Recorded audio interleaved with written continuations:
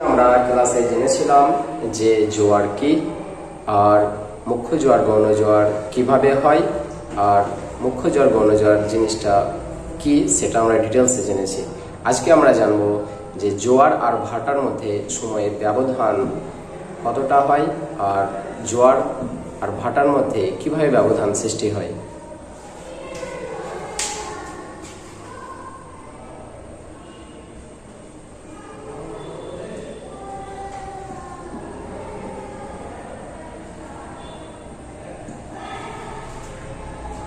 তো আমরা আজকে জানবো যে জোয়ার আর ভাটার মধ্যে ব্যবধান।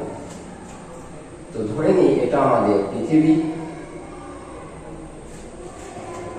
এবার পৃথিবীর চারিদিকে ঘুরপাক খাচ্ছে আমাদের একটি উপগ্রহ, সেটা হচ্ছে চাঁদ। এটা ধরে নিলাম চাঁদ, এটা আমাদের পৃথিবী, আর এখানে ধরে নিলাম এটা সূর্য।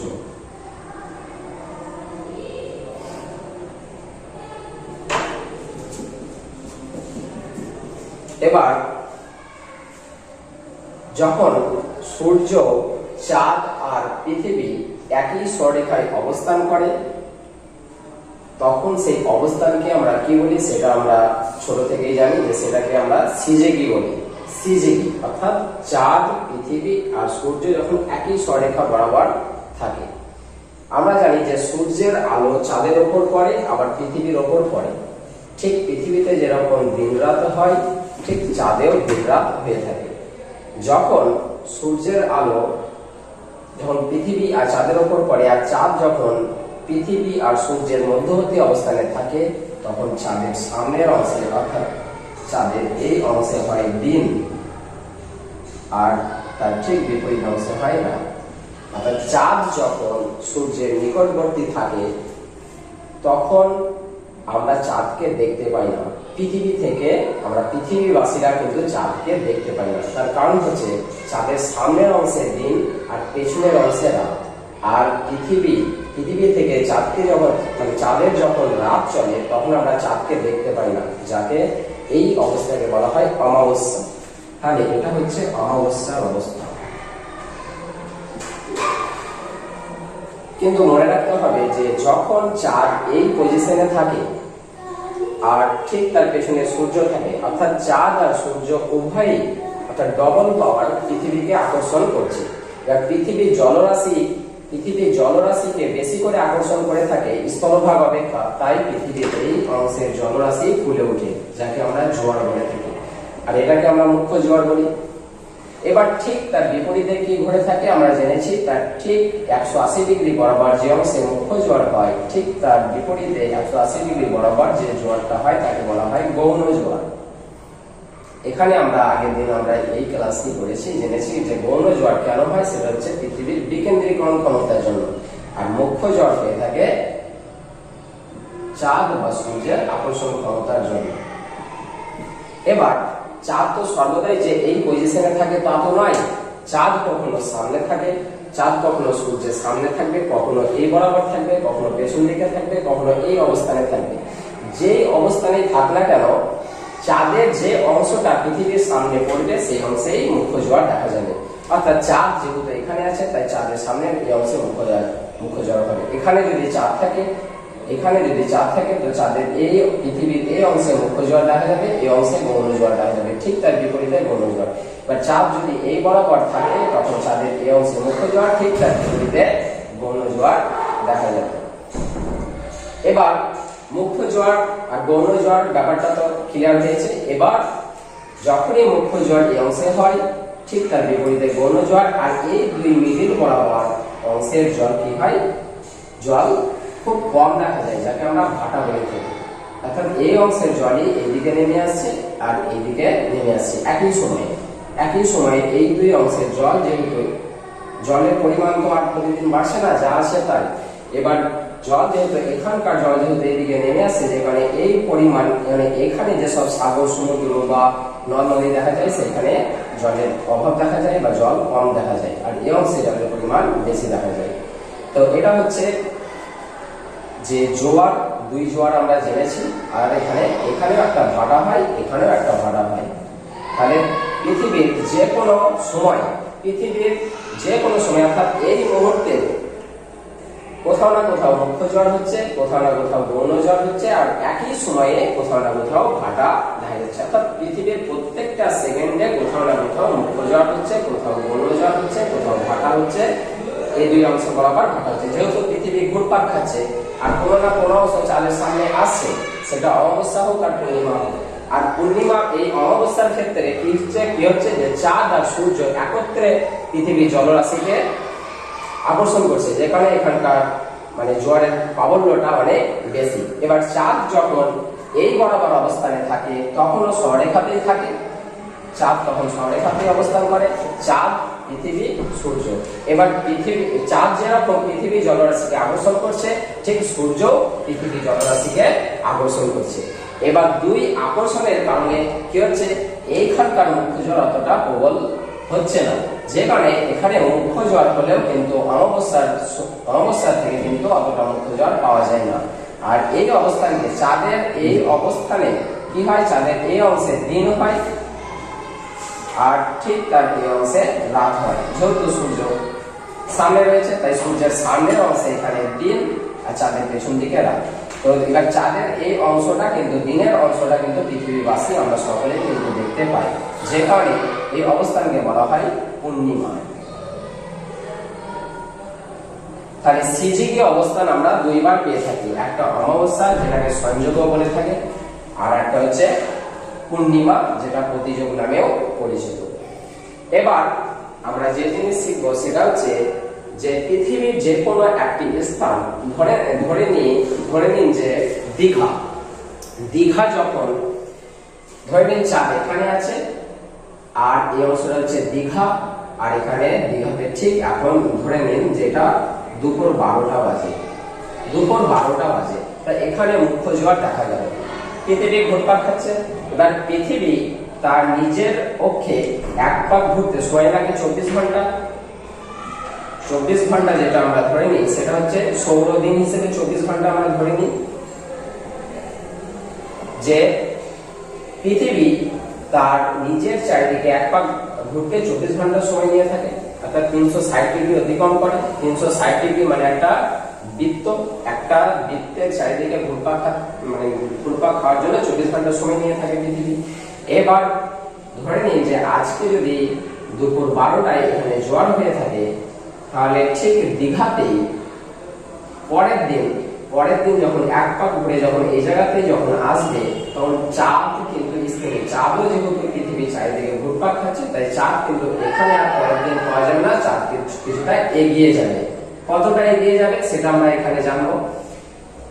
চাঁদ পৃথিবীর চারিদিকে এক পাক ঘুরতে, অর্থাৎ এক পাক সম্পূর্ণ করতে চাঁদের সময় লেগে থাকে 27 দিন 8 ঘন্টা।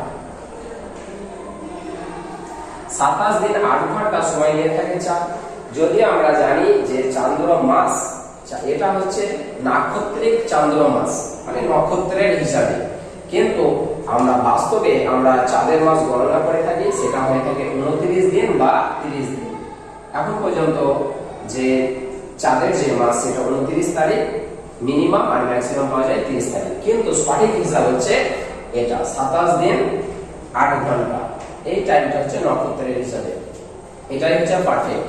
তো এই 27 দিন 8 ঘন্টা সময় নিয়ে কি হয়, পৃথিবী চারিদিকে এক পাক ঘুরে 360 ডিগ্রি অতিক্রম করে চাঁদ। তাহলে একদিনে কত ডিগ্রি অতিক্রম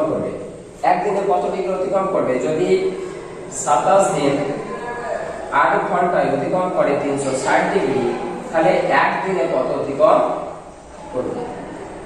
একদিনে অতিক্রম করবে 360 কে 27 পূর্ণ একদিন দিয়ে ভাগ করতে হবে, 13 ডিগ্রি পাওয়া যাবে। তো 13 ডিগ্রি থেকে সামথিং কিছু পাওয়া যাবে। তো 13 ডিগ্রি পথ অতিক্রম বেশি করে রাখছে, অর্থাৎ চাঁদ যখন আজকে যদি চাঁদ এখানে থাকে, তো পরের দিন ঠিক দুপুর 12টাতে চাঁদ কিন্তু এই জায়গায় থাকবে না, কিছুটা এগিয়ে যাবে, অর্থাৎ এই অংশে চাঁদের অবস্থান হবে। তো এই অংশে আমাদের দীঘা, এবার ওই অংশে সম্মুখ অর্থাৎ সামনাসামনি আসতে পৃথিবীর কিন্তু সময় লেগে যাবে, অর্থাৎ এই যে 13 ডিগ্রি অতিক্রম করতে পৃথিবীর সময় লাগবে, আমরা জানি যে 1 ডিগ্রি অতিক্রম করতে পৃথিবীর সময় লাগে 4 মিনিট, সেরকম আমরা এখানে 4 দিয়ে গুণ করে দেবো, 4 × 52 মিনিট, অর্থাৎ প্রায় 1 ঘন্টা সময় বেশি লাগবে। অর্থাৎ আজকে যদি দুপুর 12টায় চাঁদের সামনে দীঘা আসে, তো পরের দিন কটায় আসবে? 24 ঘন্টা 52 মিনিট পর আসবে। 24 ঘন্টা 52 মিনিট পর। এখানে শুধু 52 মিনিট নয়, কিন্তু এখানে 13 ডিগ্রি অতিক্রম করে গিয়েছে পরের দিন, তাহলে পরের দিন মানে একদিন হিসাব করে 52 মিনিট যোগ করতে হবে, অর্থাৎ 24 ঘন্টা 52 মিনিট পর আবার ঠিক দীঘাতে আমরা মুখ্য জোয়ার দেখতে পাবো। তবে এখানে যখন মুখ্য জোয়ার হবে, ঠিক তার এই অংশটা এদিকে সরে আসবে, তখন এই অংশ বরাবর কি হবে? গৌণ জোয়ার হবে, আর এই দুই অংশ বরাবর ভাটা দেখা যাবে। ঠিক প্রত্যেকটা স্থানে এভাবে একটি মুখ্য জোয়ার থেকে আরেকটি মুখ্য জোয়ারের ডিফারেন্স হচ্ছে 24 ঘন্টা 52 মিনিট। 24 ঘন্টা 52 মিনিট পর পর আমরা কি দেখতে পাবো? দুটি মুখ্য জোয়ার দেখতে পাবো একটি স্থানে। সেরকম এই বরাবর এই স্থানে যখন মুখ্য জোয়ার হচ্ছে, ঠিক তার বিপরীতে গৌণ জোয়ার হচ্ছে, অর্থাৎ গৌণ জোয়ার হচ্ছে 180 ডিগ্রি। এইখান থেকে এটা যদি দাগ করা হয়, এই মান হবে 180 ডিগ্রি। তাহলে 180 360 ডিগ্রি অতিক্রম করতে, চাঁদের 360 ডিগ্রি অতিক্রম করতে যদি সময় লেগে থাকে 24 ঘন্টা 52 মিনিট, সেরকম 180 ডিগ্রি অর্থাৎ একটি স্থানে, অর্থাৎ এখানে যে দীঘা ছিল, দীঘার এই অবস্থানে আসতে সময় লাগবে এটার হাফ, অর্থাৎ 12 ঘন্টা 26 মিনিট। 12 ঘন্টা 26 মিনিট পর দীঘাতে আমরা কি দেখতে পাবো? মুখ্য জোয়ার যখন হবে তার ঠিক 12 ঘন্টা 26 মিনিট পর সেখানে গৌণ জোয়ার দেখতে পাবো। আর ভাটা দীঘাতে এই অবস্থানে কখন আসবে? অর্থাৎ এটার হাফ, এটা যদি 180 ডিগ্রি হয়, তাহলে 180 ডিগ্রির হাফ হচ্ছে 90 ডিগ্রি, তাহলে এটার হাফ অর্থাৎ 6 ঘন্টা 13 মিনিট। তো 6 ঘন্টা 13 মিনিট পর আমরা কি পাবো? ভাটা পাবো দীঘাতে। তাহলে আমরা দেখলাম সেটা মুখ্য জোয়ার হোক বা গৌণ জোয়ার হোক, মুখ্য জোয়ার থেকে একটি গৌণ জোয়ারের মধ্যে সময়ের পার্থক্য হচ্ছে 12 ঘন্টা 26 মিনিট। একটি মুখ্য জোয়ার থেকে আরেকটি মুখ্য জোয়ারের মধ্যে সময়ের পার্থক্য হচ্ছে কত? 24 ঘন্টা 52 মিনিট। আর একটি মুখ্য জোয়ার হোক বা একটি গৌণ জোয়ার হোক, তা থেকে যে ভাটার সময়ের পার্থক্য হচ্ছে 6 ঘন্টা 13 মিনিট। আর এটা ঠিক যে প্রত্যেক দিন প্রত্যেক স্থানে, প্রতিটি স্থানে দুবার জোয়ার হয় আর দুবার ভাটা হয়। দুবার জোয়ার বলতে কি? একটি মুখ্য জোয়ার, একটি গৌণ জোয়ার, আর একটি এই অবস্থানে একটি ভাটা আর এই অবস্থানে একটি ভাটা, অর্থাৎ দুটি ভাটা আর দুটি জোয়ার আমরা দেখতে পাই। আর তাহলে আজকে আমরা ক্লাসে কি কি শিখলাম? আমরা জানলাম যে চাঁদের অবস্থান, যেহেতু পৃথিবীর চারিদিকে চাঁদ ঘুরপাক খাচ্ছে, তাই চাঁদের ঘুরপাক খেতে খেতে কখনো সূর্যের নিকটবর্তী হয় চাঁদ, তখন ডবল ফোর্স থাকে, এই অবস্থানে চাঁদকে আমরা দেখতে পাই না, যেটা অমাবস্যা বলা হয়। আবার ঠিক চাঁদ ঘুরতে ঘুরতে যখন বিপরীত অবস্থানে আসে, তখন এই অংশে কি হয়? চাঁদকে আমরা দেখতে পাই। চাঁদের বিপরীত অংশে রাত থাকে, সামনের অংশে দিন থাকে, আমরা পৃথিবীবাসীরা চাঁদকে দেখতে পাই, আর এই অংশকে বলা হয় পূর্ণিমা। আর এই অবস্থান, এই যে চাঁদ, পৃথিবী আর সূর্য যদি সরেখা বরাবর থাকে, তখন তাকে বলা হয় সিজিকি। এই সিজিকি অবস্থানে জোয়ার সব থেকে বেশি হয়। এবার চাঁদ যখন এই অবস্থানে থাকে, তখন কি হয়? একদিকে সূর্য আকর্ষণ করছে, আবার ঠিক 90 ডিগ্রি বরাবর চাঁদ আকর্ষণ করছে, যে কারণে এখানে মুখ্য জোয়ার হলেও জল কিন্তু এই পূর্ণিমা অবস্থার মতো অতটা ফুলে ওঠে না। আর চাঁদ যখন এখানেও থাকে, সেই অবস্থানে একই হয়, এখানে মুখ্য জোয়ার হলেও মুখ্য জোয়ারের জল অতটা ফুলে ওঠে না।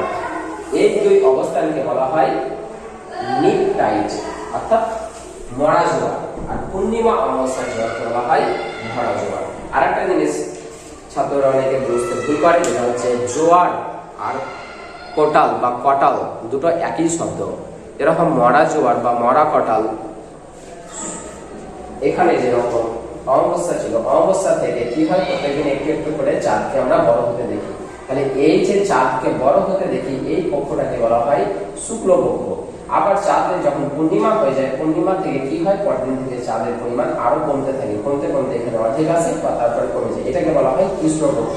তাহলে চাঁদ যখন আস্তে আস্তে বড় হচ্ছে, সেটাকে বলা হয় শুক্লপক্ষ, আর চাঁদ যখন বড় থেকে আস্তে আস্তে সরে হচ্ছে, তাকে বলা হয় কৃষ্ণপক্ষ। এই শুক্লপক্ষ আর কৃষ্ণপক্ষ এই শুক্লপক্ষ কৃষ্ণপক্ষের অষ্টমী তিথি অর্থাৎ অষ্টম দিনে চাঁদ এরকম অবস্থানে থাকে।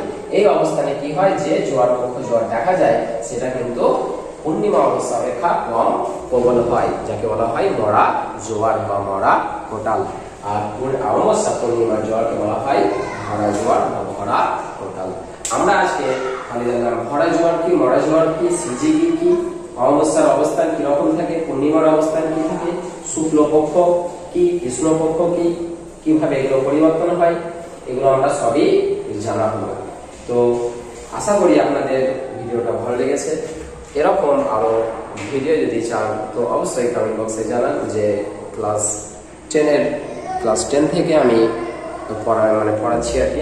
যেসব টপিকগুলো আপনাদের বুঝতে সমস্যা হয় বা যেসব ছাত্রছাত্রীরা বুঝতে পারো না, তো আমাকে কমেন্ট বক্সে বলো যে এই স্যার আমার এরকম ক্লাস চাই, এই টপিকের উপর ক্লাস চাই, আমি ডিটেলস বোঝানোর চেষ্টা করবো পরিষ্কারভাবে। তো আশা করি ভিডিওটা ভালো লেগেছে। যদি ভালো লেগে থাকে তো অবশ্যই লাইক শেয়ার কমেন্ট করবেন। Tata bye bye.